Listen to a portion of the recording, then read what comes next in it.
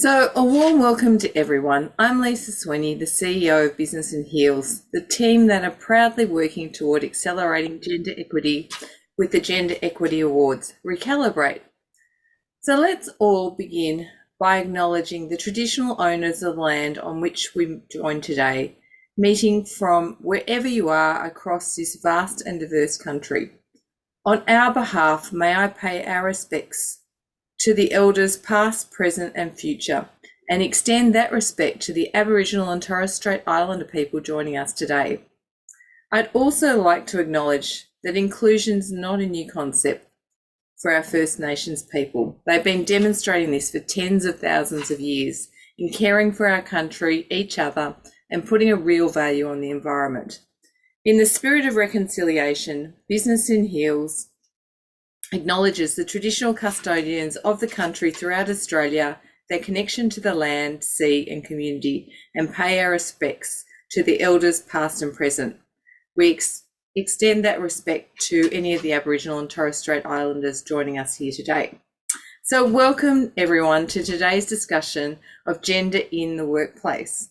I'm going to just share with you a little bit about Equal Pay Day, which is happening tomorrow on August 25th.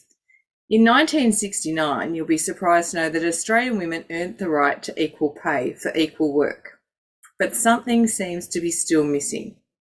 On average, women in Australia earn less than men. This is called the gender pay gap. Equal Pay Day marks the 56 additional days from the end of the financial year that women must work to earn the same average pay.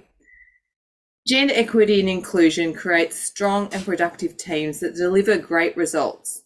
However, in many places, we know that many of you want to do more. And on behalf of your wives, mothers and daughters, you don't want to wait for another generation before things improve. So today's discussion will go some way to giving you a roadmap, but you can take action to become a better informed and become a male ally. If you want to explore that, we have membership with Business in Heels, or you can nominate those individuals or companies making a difference for the Gender Equity Awards that close on the 1st of September. Today, with the emphasis on political correctness, gender fluidity and increased litigation, many of you are unsure how to best take action. Explaining your lack of know-how is often misconstrued as a lack of support, and so much of this remains undiscussed. So, today, our wonderful guests, Alfred Chidembo, Clyde Fernandez and Dan Bognar are going to share with us their wisdom and help you get a bit of a roadmap that you can choose to adopt. So welcome everybody and thank you.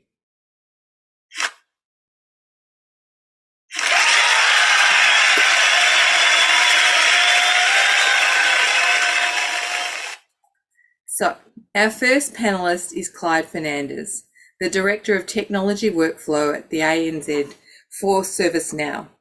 Clyde's move to ServiceNow in 2023 followed a 20-year career in sales leadership and management in the technology industry.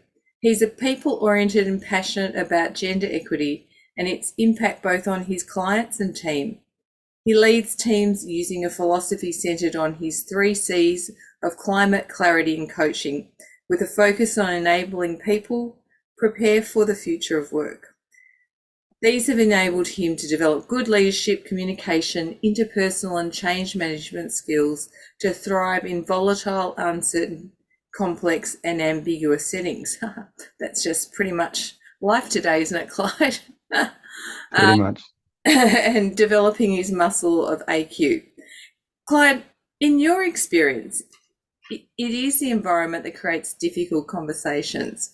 Share with us your story about when female candidate was being discussed by a group of male peers. Okay, let's start with an easy one. So it was actually, I'll just hark back a little bit. One of the topics we spoke about before, Lisa, was how do we not put the emphasis on individual, but put the emphasis on the organization to create safe environments to be able to actually feel safe and also feel safe to be able to have discussions.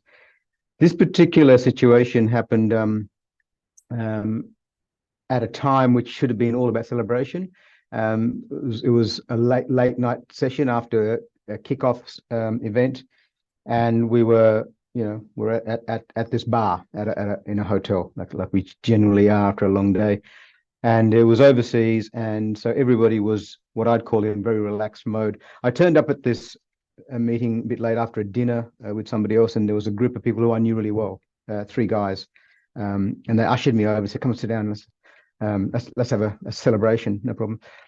And then out of the blue, someone said, "Do you think it's gone too far?" And I said, "Give me some context." And he goes, "Oh, this whole gender thing." And I said, "Oh, the gender thing. Give me some more context." "Oh, these roles are coming up right now, and it seems like automatically the priority is going to women, and us men who have been working hard in their respective trades are being overlooked." And I was thinking about something that my wife told me about, don't go with solutions, just seek more clarity. Dan's smiling because he's probably heard me say this before. Educate yourself and then listen actively. It's not something that I naturally do.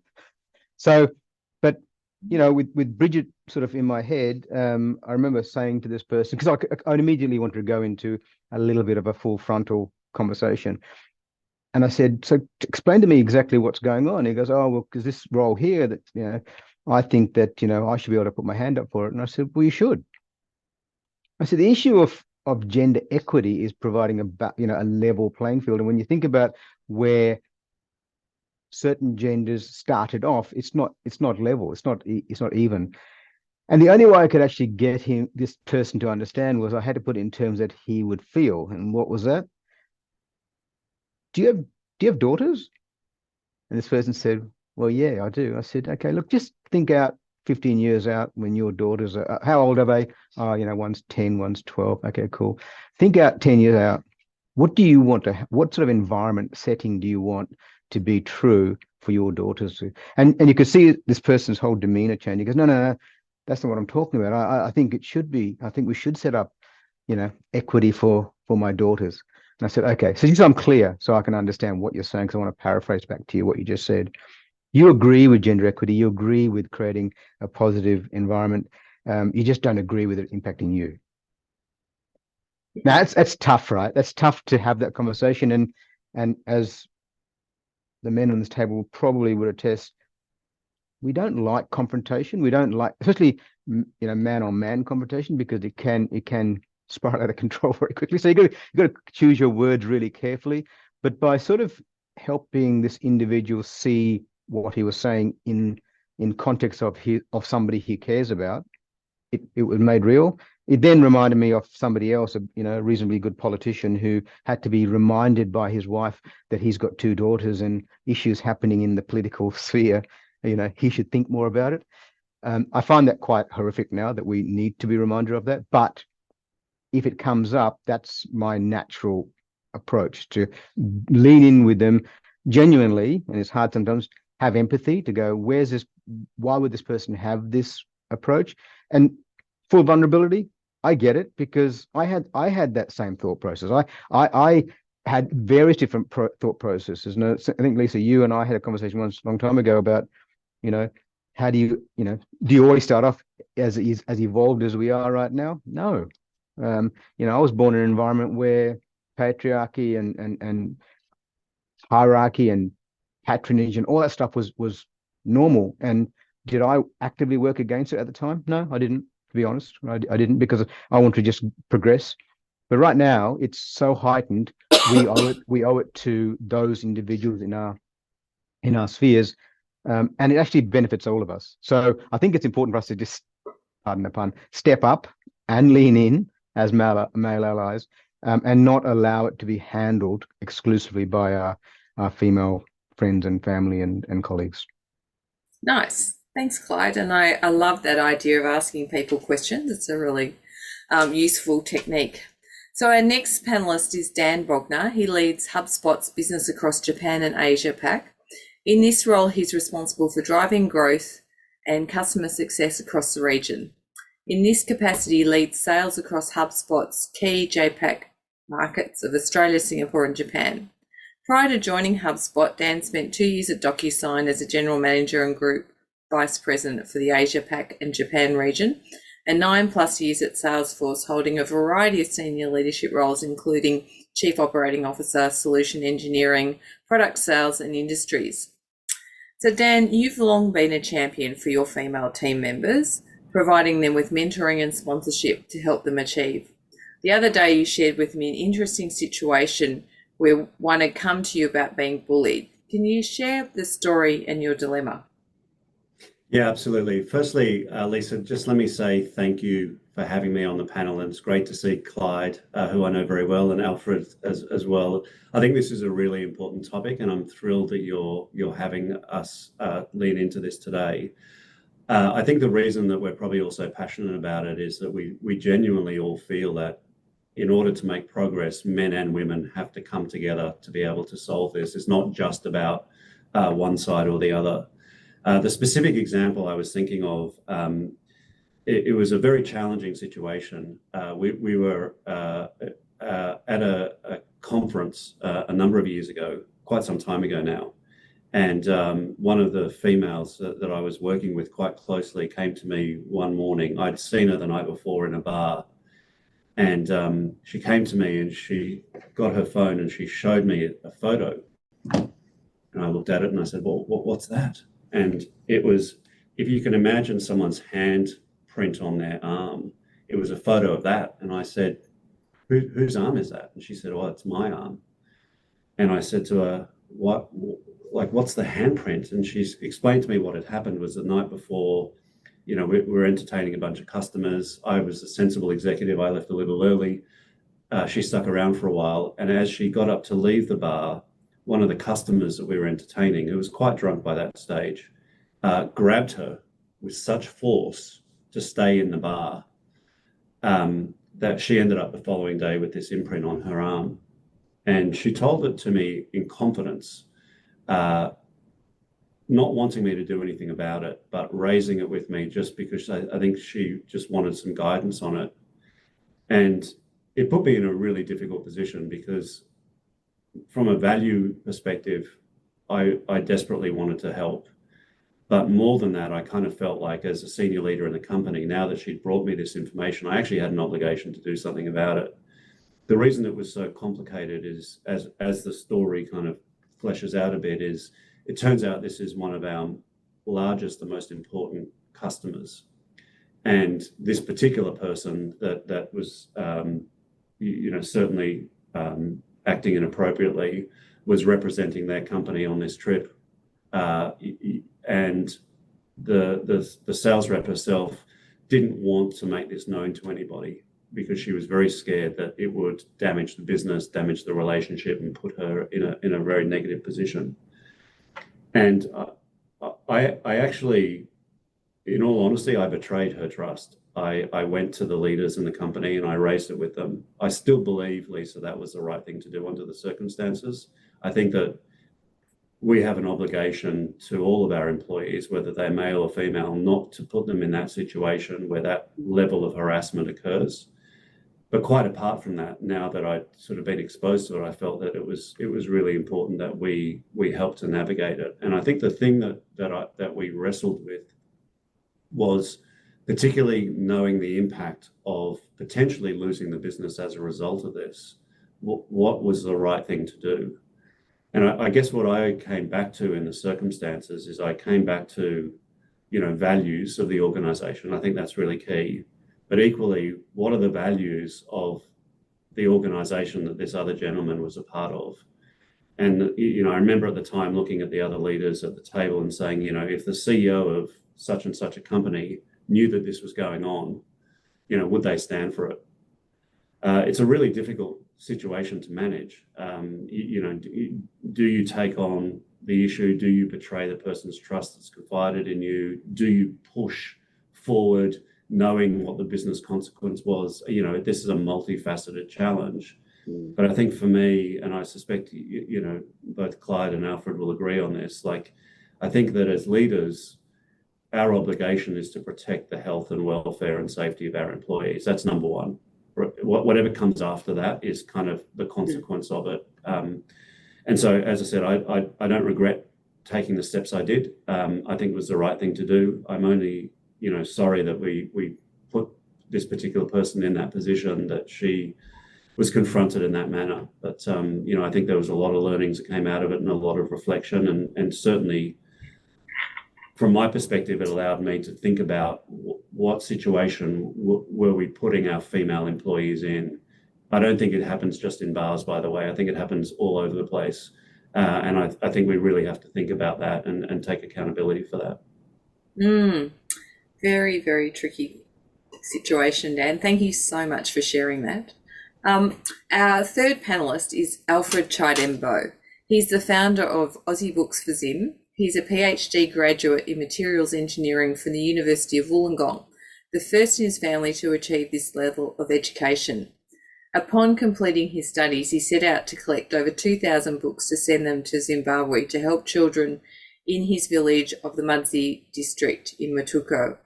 5 years later, they've set up 9 libraries and shipped over 90,000 books. He's a champion of humanity and loves to make a difference. Welcome, Alfred. It's great to have you here. Alfred, do you strongly believe that good communication can help overcome a lot of difficulties? Share with us a lesson you learnt from your mum. Thank you very much, Lisa, and for allowing me to be on this panel, just to share some of my experiences and also the wisdom that I've gained over the years. I remember as a kid, I used to watch my mom. My mom was a farmer. I used to watch her, round up some women in the village and bring them together so that they could work in the fields. And they just organically created this psychologically safe working space where they would discuss the issues that were happening in their own households and in their own families. And that was a space where they talk about their kids. They could, envision a better future for their kids and always planning for the families. And I saw my mom go into the city, and sometimes she would be buying clothes for little kids. And I'm like, why are you buying clothes for little kids? You don't have little kids anymore. She's like, I'm buying these clothes for that family because they have a 6-year-old boy who will be starting school. And that for me is where I learned empathy, where I learned about interconnectedness, where I learned about compassion and how we need to, within our workspaces, as leaders, as self-leaders as well, we need to put a lot of effort into making sure that we communicate with compassion and empathy, and always approaching situations from an angle of curiosity. Now, what I saw my mom do back in the village, that's in Mudzi, Mutoko, a place where most people may not even know. And it may not look like something that is relevant to the Australian workplace, is it? But within our workplaces, we have women from culturally diverse backgrounds. And I'd like to believe that if you have any woman who's from a culturally diverse background, you will notice that there are certain behaviors, there are certain things that they bring into the workplace, even certain knowledge and certain ways of thinking that they bring into the workplace. And some of them, because of the different cultural backgrounds and the expectations that we have in the workplace, we may miss out on that. We may miss out on that wisdom which they bring into our teams, mainly because the cultures are just different. For instance, I'll talk about my wife. My wife is a project manager. She came to Australia after having worked in 14 different countries. And as a project manager, she struggled. Certified PMP professional, she struggled to get a job. She applied 64 times before she got a chance. And how she got a chance was not because of the applications. It was through personal connections with some of the people in our network. Because when we come into these spaces, when these women from the culturally diverse backgrounds come into Australia, they bring their whole lives with them. They bring a whole culture with them. So we would expect, for instance, somebody would say, well, this person here is confident because they look me in the eye when we're talking. But from my culture, if you're working with your boss, if you're having a discussion with your boss, somebody in authority, as a sign of respect, you don't look at them directly in the eye. But in the workplace, we would actually say, well, this person is not confident, is it? They lack confidence. And because of that, they are overlooked for promotion. But it's not because they are also not capable, especially within the work that they do.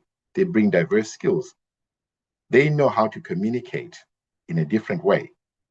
But what they need is that they need somebody to, to hold them, to hold their hand and walk with them. A sponsor, somebody who's going to stand for them, because within the Australian context, there are no role models in those positions. So you find that a lot of women who are from culturally diverse backgrounds, and I will talk about my friends and about my wife, whom I've seen struggle within this space, is that there are no role models at that level, that leadership level. And sometimes when they step into these spaces, they don't have a voice because you're coming from a culture that tells you you should not speak up, your work should speak for you. Unless somebody approaches that situation from that area of curiosity and willing to understand, where you can have a one-on-one with your teammates. It could be women from culturally diverse backgrounds, but it could be anyone else, where you're willing to understand, to really get a better understanding of where people are coming from, so they can feel valued, they can feel listened to, and then they can flourish. So I believe that communicating early on with team members, with especially women from diverse cultural backgrounds, approaching that conversation from an angle of empathy and being intentional about it, to really get a good understanding of some of the challenges that they may be facing and some of the opportunities that you can present to them. They may be doing a good job. You know that they're getting $70,000 and somebody else who's been here for a while, or somebody else who's from a Western background, is getting $100,000. They may not speak up because from their cultures, it says your work should speak for you. But if you know that, why don't you be a sponsor? Why don't you be a sponsor for them? Because you know they're doing a good job, and elevate them to those levels. Nice, Alfred. I think, we have more multicultural and diverse workforces than ever before, and trying to work out the best way to amalgamate all of the people and treat everyone as a human. I think you've raised some really great points and ideas. Let's talk a little bit about quotas. They have their pros and cons. Clyde, you've got a strong point of view about this. Can you share your thoughts on quotas versus targets as a means of accelerating gender equity? Yeah, I mean, I think we've all worked or are working in organizations that are focused on righting the previous wrongs and trying to get equity and trying to get balance. And typically we start with, let's have a target. Let's have an aspirational target to get to it. And if you look at all the data and all the research based on those targets and the rate at which we're achieving gender parity, I think none of us are going to be around to see it. So I think what we want to do is always have a first principles approach to these things. If your strategy or your approach is working, then you've got data to support it. You've got the lagging indicators to support it. The lagging indicators right now are abysmal, and if you look at jurisdictions that might have decided to move from a target to a quota, Norway and a few other countries, they literally turn that around within years. So now that's not to say that is the perfect approach, because there's some learnings that can be made from their experiences. I think we should be taking them on board. But if I contrast the two approaches, one of being really aspirational and having lots of people like us all being supportive and trying to educate ourselves and others, it's just not turning the dial fast enough. And in business, we need better and more balanced diversity. We need it. It's the only way we're going to thrive and outperform. So for me, at a business level, we need it. At a society level, we need it. And I think the strongest, the science will tell you, the strongest approach would be quotas, with some additional incremental activities and support mechanisms that might help people to actually on board. And it comes back to the same thing about, don't elevate people, rather elevate those who are most marginalized. Avoid trying to rescue people. Just literally find out where they're at and find out what they need, and then be quite specific, because not one approach fits all approaches. And I think back at in places like India, where in the past we've had rescuers come in to try and rescue something, only to find out they didn't actually ask the most basic question: why haven't you what is you trying to achieve and what have you tried so far? What has worked? What hasn't worked? Taking a rescue mindset, you go, oh, we've already got the answers. So come back to your specific question. I'm a big advocate for quotas. It's a tough conversation because I'm in a new organization right now. I got, I think week 2 I was at the SLT within ANZ, and that was a question that came up, and it was talking about it in aspirational terms. Or we really need to do this. We call it our five North Star mission statement. And I said, well, what are we doing to put some meat on the bone? What are we doing to actually put some measurements, some very black and white measurements to show where we're actually tracking? And it's not done yet. We've got to keep doing it. And I think what my job now is to bring the knowledge, bring the data to support that case, to actually change some of our thinking around moving from let's be nice. Let's try and just talk about it and educate everybody. And my response is, I don't think we have the time to do that. I think we need to be a bit more proactive and a bit more definitive about targets. We know targets work. I'm in a sales organization. Funny enough, when you put a sales metric on, guess what happens? People just drive towards it. So we have the evidence to support a quota-based approach. I think we need to sort of lean more into that. Awesome. Thank you for sharing that. Now, just to give us a contrary approach, Dan, you've been involved in quotas and targets and things, and not always does it come with the right outcome. So share with us a little bit of your experience and maybe give us some ideas about how it could have been handled differently. Sure.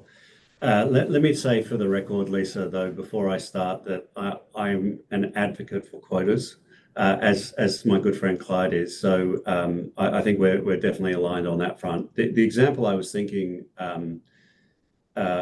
as Clyde was talking is I remember several years ago, I was working at an organization that actually set specific quotas for number of female attendees in an executive offsite meeting. And this was driven from the CEO down, and the specifics of the situation was a third of the attendees at these executive offsites had to be female. That was the requirement. And I think intellectually, we all thought that was a really positive thing. I think that we all tried to get behind it. There were a series of unintended consequences, and I think it is important to kind of talk about some of these learnings. And I was really hit in the face with it, so to speak, because I remember there was a female that was working with me at the time, and I asked her if she would like to attend this meeting. And I remember she looked me in the face and she said, Dan, are you asking me because I'm female, or are you asking me because you feel I actually deserve to be there? That was the right question to ask. It was a really difficult one to answer. In my heart of hearts, I would have loved to have said to her, I'm asking you because I think you deserve to be there. But in reality, I was given a quota that I had to align with. And so in essence, I was asking her because she was female. I gave her some time to think about it, and in the end, she decided that she would take the opportunity. She'd attend the meeting. Her experience, though, was an incredibly eye-opening experience. What she relayed to me after the meeting was a couple of things. Firstly, when she turned up at the meeting, and if you imagine this sort of a big room and lots of round tables, and we used to sit like 10 to a table. When she went around and introduced herself to the men in the room that were at her table, the men just looked at her and went, and almost dismissed her. And in their mind, what they were thinking is, you're only here because you're female. You're not here because you're a senior executive in the company and deserve to be here. The other thing that often would go on, and men would talk about this after the fact, and usually in an all-male setting, is they would often complain about the fact that some of their peers, who they felt deserved to be in the room, were never given an opportunity to be in the room because a female employee was given that opportunity in their place. And so what ended up happening, and this was really the unintended consequences of it, I think we ended up in this situation where the females that were allowed and invited and encouraged to participate actually didn't feel comfortable in attending. And equally the men, who probably should have lent into that as allies and tried to encourage that level of participation from the females that were there, actually became quite resentful about it. And it ended up being somewhat of a negative experience, I think, for everyone. What's the learning? It's a tough one, Lisa. I actually still am convinced it was the right thing to do. I think even though there were unintended consequences, I think what it did is it brought the issue to the surface, and it created the example where we had to sit down and acknowledge what the implication of it was, and we had to really inspect ourselves and our peers around why we were showing up in that manner. And it gave certainly, us an opportunity. And I remember having this with some of the men at the table that I would sit with and just say, guys, I think you're out of line here, quite frankly. Like, you're not aligning with the values of the company. You're not aligning with the type of leader that we know you're going to be and can be. And the right thing to do here is to welcome everyone, irrespective of whether they're male or female, into the room, because everyone has a right to be here. So I think the value is in the conversation that came after it, even though the consequences were quite unintended. It's an interesting one, I think. And, as we all know, everybody ends up in companies. The best teams are when everyone contributes. So whatever the position. So it sounds like a very interesting learning journey for you. I do have one more question from somebody in the audience about whether the female employee, how she felt after, so on the previous example that you gave, how she felt after your discussion and the fact that you actually went further with it. Initially, not great, in all honesty. I think there was definitely a sense that I had betrayed her trust. It took me a while to win back her trust. In the end, we still have a great relationship today, and I think that respect is there. I think that as we leaned into this issue, I think her perspective changed. And I'll give you an example. What it allowed me to do is that it also allowed me to speak to other females about their experience. And the example I'm thinking of, Lisa, is that one of the women that I was working with at the time, when I shared this story with her, she looked me in the eye. She said, Dan, that happens to me all the time with, customer X. And I said, well, what are you talking about? She says, every time I'm in a meeting with this particular CIO, I get harassed by him. And I said to her, I said, well, why haven't you ever said anything to me about it? And she's like, well, I think all women experience this to a certain extent somewhere in their journey. And so I think what it brought to the surface for a lot of us is, I think it brought to the surface the fact that our female employees are going through this more than we realize.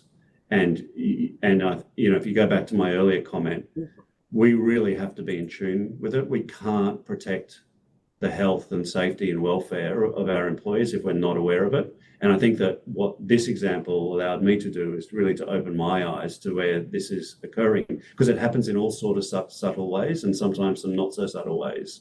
But we have to create as leaders an environment where our female workers feel comfortable that firstly, they can raise it with us. And second of all, if they do raise it, the organization and the leaders in that organization have their back and are going to lead with values. That's critically important.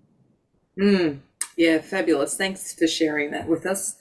Alfred, you were talking a little bit too about your wife's experiences and also some of your friends. Did you want to elaborate on some of those and how they found working in Australia? Oh, thank you very much for that, Lisa. And Dan, you talked about targets and quotas. Before I go to that, I have two little kids, and I'm thinking quotas would be something that I'd be happy with because they work faster than targets. And my kids soon will enter the workforce, right? And that's a different generation altogether that will be entering the workforce.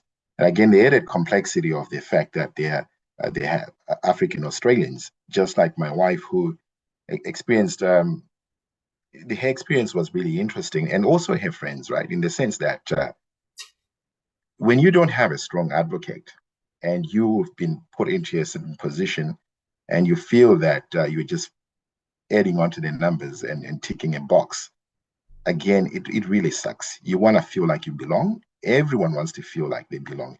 Everyone wants to feel valued.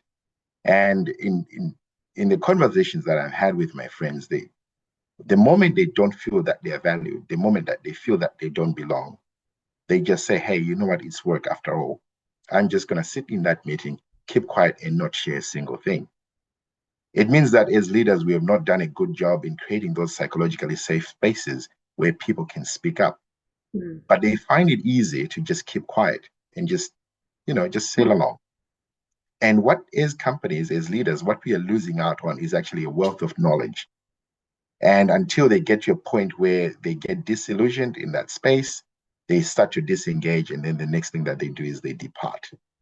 So I've seen this in terms of representation as well, that there is pretty much little representation for women from colored backgrounds in those leadership positions.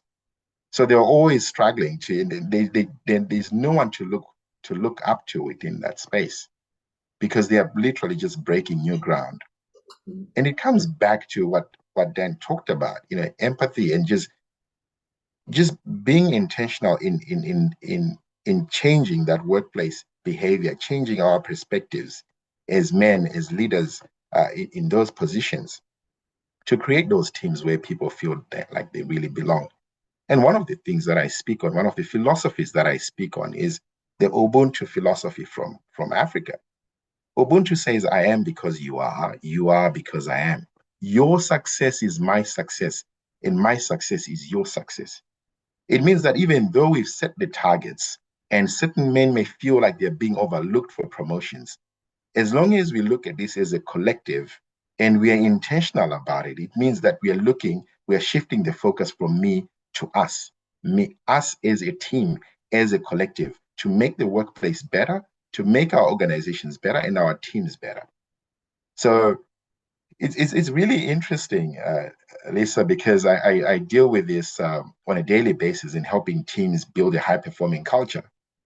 And the moment you start to have people who are sitting on the edges and they don't feel like they belong, and no one is being intentional to bring them into the conversation, then we can't even start talking about collaboration. We can't even start talking about innovation, can we? Because it's only the loud voices in those meetings who are speaking, but we miss out on a wealth of knowledge because people are just sitting there. So I've heard these stories from my friends as well. They've gotten into meetings where it's easier for them to keep quiet. Again, from those different cultures where women have been told not to speak up. But you come into this culture, into a different culture, the Western culture, where you're supposed to speak up. But you need a sponsor. You need somebody who can encourage you to do that. Somebody who can say it for you when you can't see it for yourself. And that's our responsibility as leaders. Absolutely. And is there a point at all, Alfred, about being, as men, that you would feel a little uncomfortable about addressing women of different cultures at all? Like, is there a cultural lens that we should consider in this? What it comes down to, again, Lisa, is empathy and intentionality, right? Mm-hmm. If you have somebody from a colored background and is a woman, just have a conversation with them. Just be curious, find out what their upbringing was like. Find out where they're coming from. Find out some of the things that they're dealing with. I'll give you an example, Lisa. During COVID, we had, we had lots of people in my team, especially. Some were from India, I'm from Zimbabwe, others were from Eastern Europe. And during that time, you would hear news of people dying because of COVID. And everyone was anxious, right? Because you're worried for your parents, you're worried for your sisters, for your relatives back home. Some people would be awake until 3:00 in the morning, talking to their parents because of the time difference. And they come into the workplace early in the morning. And you know what we'll be saying? We're saying, hey, it's a high-performing team. We've got lots of work to do here. Come, let's go. Let's do it. You work on that report. But we are not taking time to understand where our people are coming from. Somebody hasn't slept. At 3:00 in the morning, you hear news of what's happening in India that, COVID is wreaking havoc in the cities. Someone is worried about their parents. But when they come to work, we expect them to put all of that behind them and be high performing and just be present. But no one is taking time to sit down with people and say, hey, where are you coming from? Where are you? Help me understand. Help me understand your culture. Help me understand. And then we can take the strong points, these strong points out of those cultures and incorporate them into our teams. Because if you look at Ubuntu, just the Ubuntu philosophy on its own, it's all about interconnectedness. That's exactly what teams are looking for. It's all about humility. It's all about collaboration. It's all about empathy, compassion, all these beautiful things that we want to see in our teams. But some of these women whom I'm talking about, they've grown up with it. It's in their DNA. Community is in their DNA. Compassion is in their DNA. But if they don't feel safe, if they don't feel like they belong, they will not speak up and will never get to tap into this well of knowledge. Yeah, great, Alfred. Thank you for sharing that. Some really great points there. I have a question that's come through that I just will like to throw to the panel. Someone's had situations, and I know other women have too, where they've received inappropriate comments at work, but no one to complain to, as the instigator is in the leadership role, and it's seen as this is just the way it is. Have any of you got any suggestions on how to overcome this challenge? Yeah, I mean, it happens more than you think, Lisa. I had a situation like this where actually the leader of our business at the time was quite openly bullying a particular female, and unfortunately for him, he did it in an open office environment where other people saw it. Yeah. I think the path we navigated is the female that was on the receiving end of the bullying actually came to me as an ally, as somebody that she said, well, you're part of the leadership team, you're an ally, you lead with conviction and lead with values, maybe you can help me. So I think finding a strong leader ally is definitely a path. The other path is, I think that often organizations will have almost like an anonymous kind of ethics line or what have you, where you can raise these concerns anonymously. In this particular example, when this female employee raised it with me, we took steps immediately. We actually dismissed the person from the business.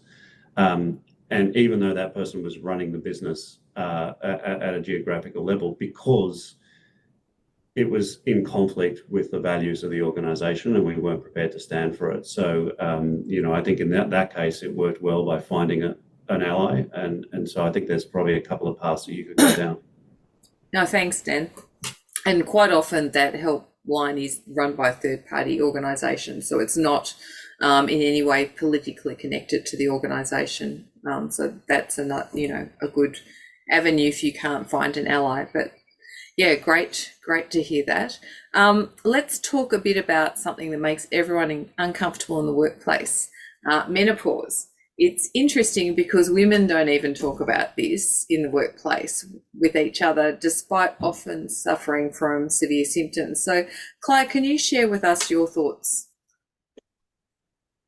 Thoughts on menopause? Yeah, that's a set if I've ever heard one. Look, I think the truth is this is part of our workforce. Menstruation, menopause, perimenopause, menopause, postmenopause. So, and the sad part is, up until probably 5 years ago, did I have any clue about it? No. And then I think about the settings that we've set up, and you mentioned, the 3 C's that I use all the time. One of them is climate. Are we creating a psychologically safe environment for everybody? And one of those things has got to be things like environmentals. Like I only came across it when we were my wife was going through it, and she asked me to check my privilege one day and said, listen, you need to understand that my body is in a different phase right now and I need different things, so you need to be more alert to that. And as she's talking to me, and And she goes, and you need to probably think about this at work, because if I'm going through this, there must be lots of other women who are going through it as well. So I think first thing, same thing we talked about before, actively listen, get educated. And I had to, and I mentioned before about, checking your privilege. What I mean by that is, and to go back to Dan's conversation about the situation in that dinner. One of the things I do now, and it's a simple thing, because I didn't recognize it. I would leave a meeting, not really recognizing my privilege of being able to leave a meeting in the middle of the night, walk from restaurant to hotel without any fear, fret. So that's an awareness thing. It's about me checking in and going, what do I get automatically that I've developed over time? And one of them is, I don't get to go through menopause. I don't get to go through a lot of things. And why wouldn't I, as a good leader, why wouldn't I try and recognize that and think about what can I do to set up for not just have more empathy, but actually set up the environment to make sure it's set up correctly. In a conference room, one of the things that we will do is we will typically either have the temperature too low or too high, depending on who you are.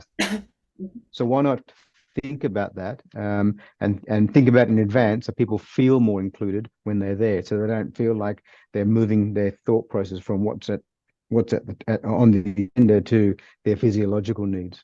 So I think awareness is the main thing, and this is I think it's still a big taboo topic. Even the way I responded to you, like, it's a big taboo topic. It's a topic that I want to get more knowledgeable about, but I want to do it in a way that is supportive, is respectful, and it then turns into action. So having knowledge without operationalizing it is all interesting. I want to be part of that change that with counsel from my female partners, to actually change some of the settings within the work environment and outside, and think about it, and just think about it more. Acknowledge privilege, challenge things and interrupt some flows. Do it respectfully, and do it with lots of support and education from the people who actually understand this best. Yeah. Clyde, I'm willing to bet you that if men had to menstruate and go through menopause, it would not be a taboo topic at all. And I think that's what we have to bring to the surface, right? Like I think the fact that our female employees are going through that on a monthly basis, and we have no flexibility or leniency for what they're going through on a monthly cadence, leaving aside even menopause, which comes later in life. It's just staggering to me. And I think, to your point, like, as men, we now that we know about it, we have to educate other men and be respectful and create space for it. I don't think we do that enough, quite frankly. Spot on, Dan. As a great philosopher, Oprah Winfrey said, "When you know better, do better." Right, and that's spot on. So Yeah, understanding it and then going, what can we do about it? Just one other data point. Men, we're really simple creatures. We run on a circadian rhythm every 24 hours. That's our rhythm. The female cycle is so different. And to your point, Dan, if we just understood just that one variance, great for relationships, by the way, if any men listening, really good relationship guidance, right? Understand your partner's cycle.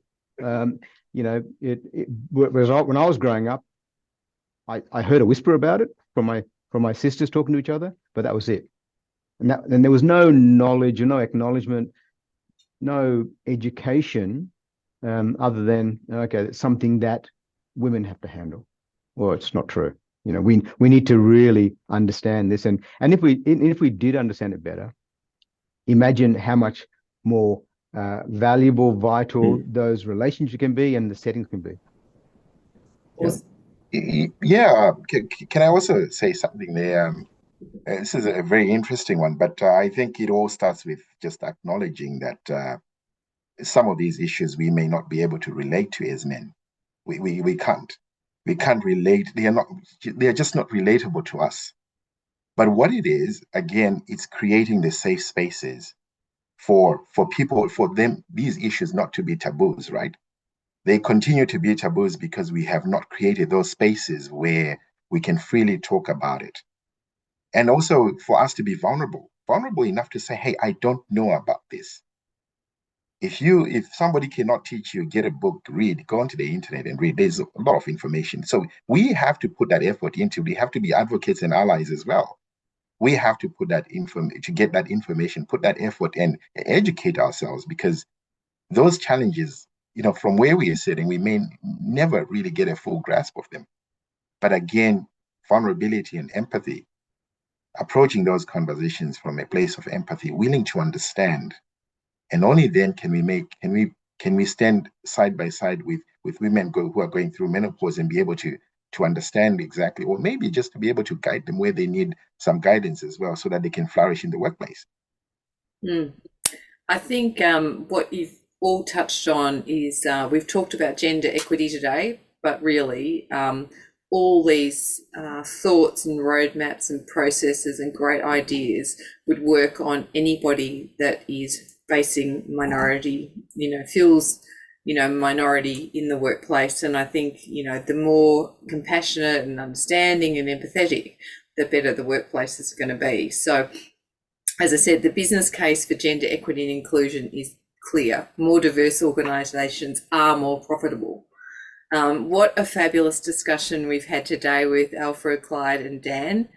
Did anyone have any further 3 tips that you wanted to share?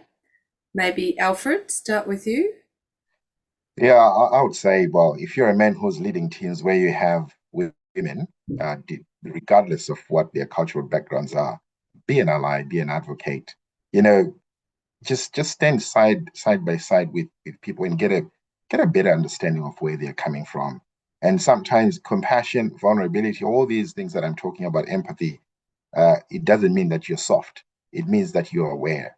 So yeah, I'll just encourage, leaders to step out of that, be vulnerable and be able to say, hey, you know what, if I don't understand something, this is just me, I don't get it, please teach me. Be willing to be open to being taught, to learn, and to and step out and provide that support to people who need it. Awesome. And Dan, your 3 tips? I don't know if I have 3, Lisa, but I think the one that I would say that I try and lead with is it's so important that we get out of that white male privilege that Clyde talked about. And the only way we do that is by asking our female counterparts, what is their experience on a day-to-day basis? What do they go through and what does the world look like for them? Because it's only when we understand that we can help to drive change. And I think quite often we make assumptions around what that world looks like, and we've really got to take the time and to understand, and then be the ally that Alfred was talking about to help drive change. And Clyde, we need more Alfreds and Dans. That's what we need. And Clyde. And I think about it, and it's, for me, it's like everything that we embark on that we don't know. Get educated by listening to the people who actually understand this topic, really. And Alfred, you talked about empathy a lot. That's the bottom line, right? Empathy is really listening to understand as opposed to listening to respond. I think challenge and interrupt. I think, and when I say challenge, we've got to challenge in the right way. And what I mean by that is challenge to educate, challenge to help people to see a different perspective. The example that Dan shared about including individuals through quotas for meetings. It's about how we position that. We need diversity of gender so we can drive diversity of thought.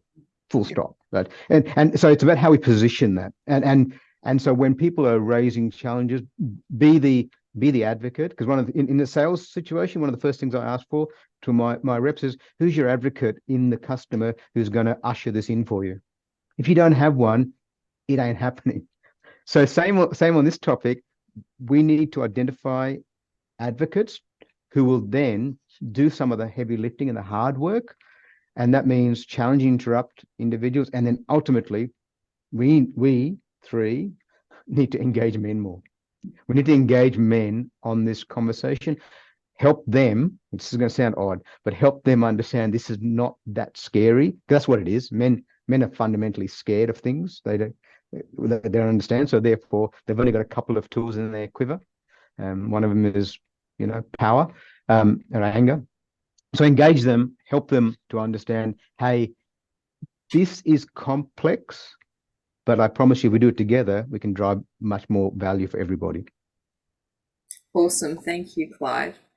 Well, you've heard it from the experts. If you want to be part of accelerating gender equity, you need to take some action. Sitting on the sidelines just won't help. So don't be afraid of difficult conversations, and hopefully through some of these great examples, you now have your own ideas and a bit of a roadmap. Remember, you can take action to become better informed and a male ally to those at Business in Heels. Every membership that people have also includes one for a woman. We figured you might as well start that allyship in one simple go. Or you can nominate individuals or companies making a difference for the Gender Equity Awards. And we know all those companies that were winners last year were doing amazing things for people of all nationalities, race, disability, and everything. So I figure if we can nail gender equity, then we're going to sort out all the other stuff along the way. And I'd like to give a huge thank you to Alfred, Chidembo, Clyde Fernandez, and Dan Bognar for giving us their wonderful advice and their time today. Thanks, Lisa. Thank you.